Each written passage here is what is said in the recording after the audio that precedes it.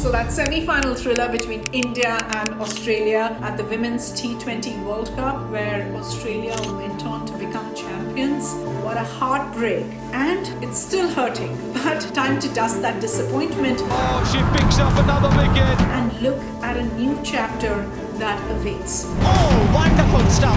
Wow. India's first ever Women's Premier League. Premier League is here. And some would say a revolution is in the making. My name is Anubha, Bhonsle, and today in Newsworthy's second video with The Bridge, we're talking about the one thing that's fundamentally changed for women's cricket and made it mainstream, and that is money. Revenue, business, investment, returns. Women's cricket now has money like never before. When the first ever auctions for the Women's Premier League took place just earlier this month, India's star opening batter and vice-captain Smriti Mandhana was signed by the Royal Challengers Bangalore for 3.4 crores, the highest bid in the auction. India's captain Harmanpreet Kaur was signed by the Mumbai Indians for 1.8 crores. All-rounder Deepti Sharma was secured by the UP Warriors for 2.6 crores. And 19-year-old Shefali Verma went to the Delhi capital for 2 crores. This is more money than any women cricketer in India could have imagined even as late as last year. Now, just for perspective, and I'll keep doing these reality checks every few minutes, India's first cricket captain Shanta Rangaswamy did not make even a single penny in her 21-year-long international career.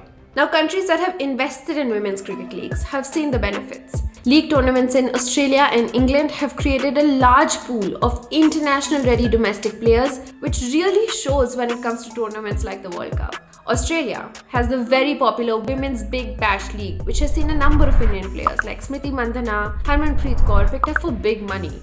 Although overseas players' incomes are not disclosed, the contracts could range anything from $25,000 to $42,000 depending on experience.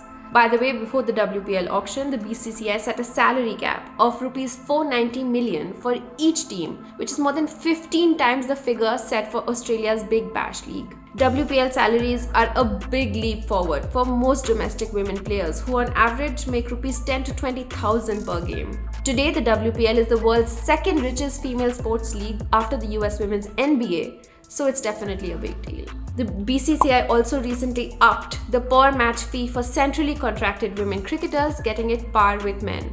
Since they both wear India colours, they both earn the same. Before this, women cricketers earned Rs 2.5 lakh for a test match and 1 lakh for an ODI and T20I. Now they earn 15 lakh for a test, 6 lakh for an ODI and 3 lakhs for a T20I match. So as we keep repeating, we've come a long way.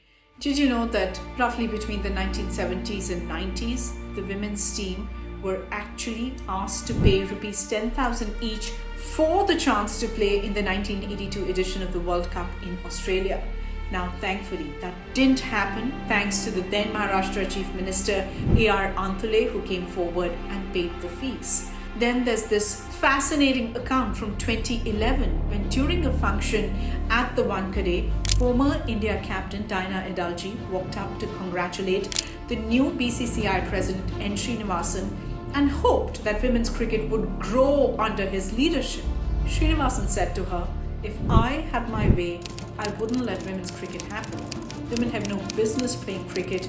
We're only doing this because it is an ICC rule." Now that comment, misogynist to the core, would be unthinkable and unacceptable today for many reasons. Women have all the business playing cricket and businesses are lining up to make sure they do. Harmanpreet Kaur, the brand ambassador for Puma, just like her contemporary Virat Kohli, is set to charge anywhere between 40 to 60 lakh for deals. Smriti Mandhana charges higher, touching 1 crore at times.